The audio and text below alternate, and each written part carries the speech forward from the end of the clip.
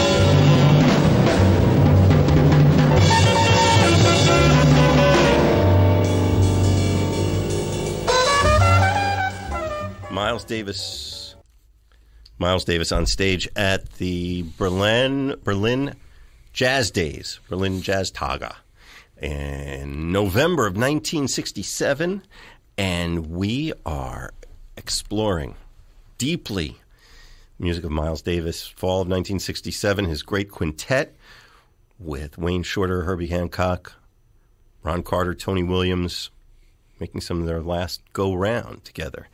And my guest for this, Ben Perowsky.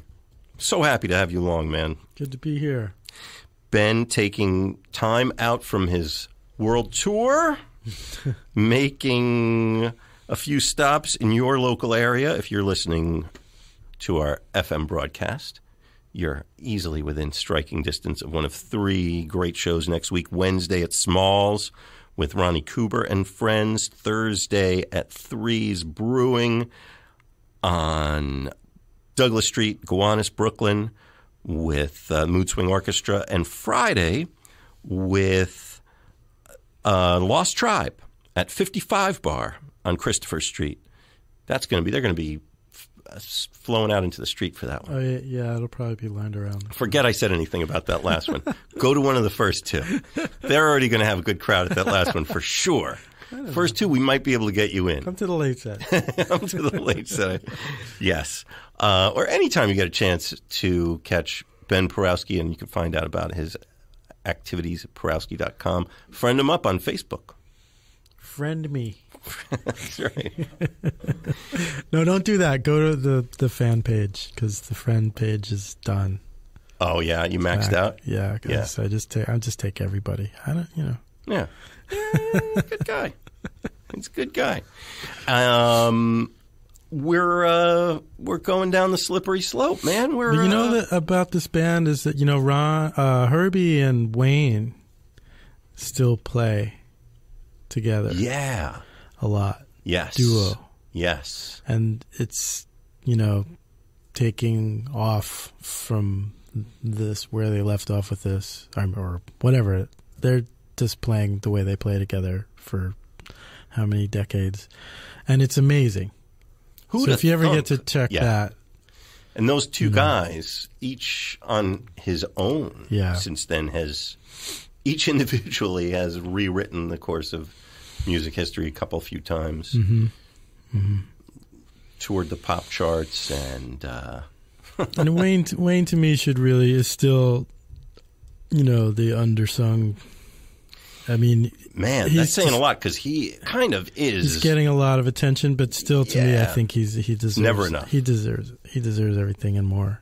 He kind of is quite the elder statesman, I would say, of the jazz world now. I mean, he's held in pretty high regard.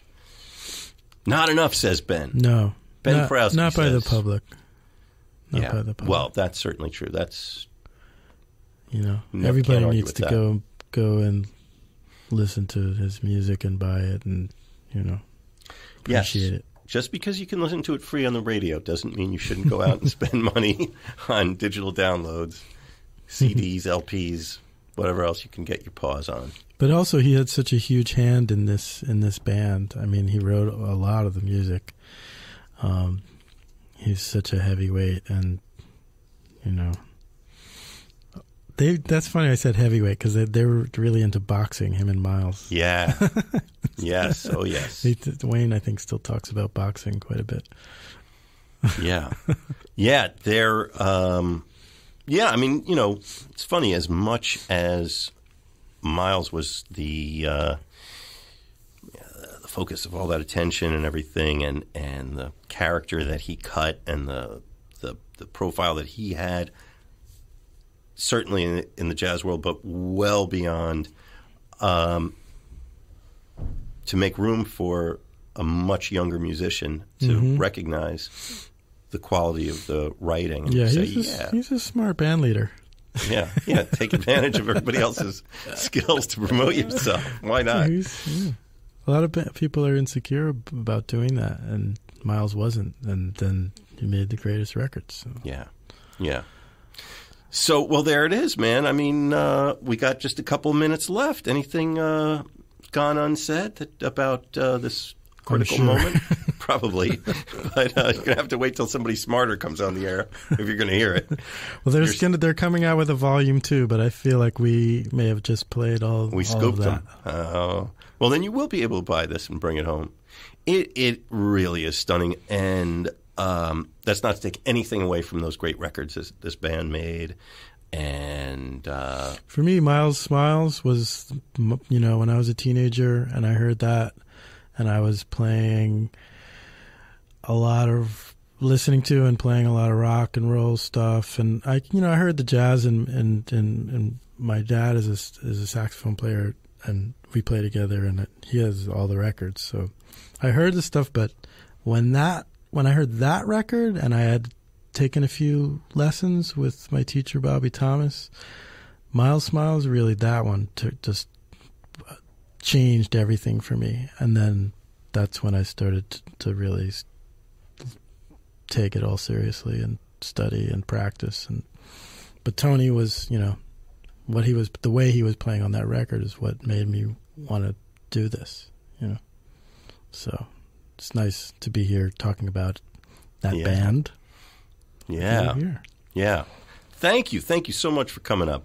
Right on. We're going to do this again, too, man. Definitely. Great. Thanks, Mitch. Ben Perowsky, ladies and gentlemen. And we'll see you at the club next week. Wednesday, Thursday, Friday. Perowsky.com.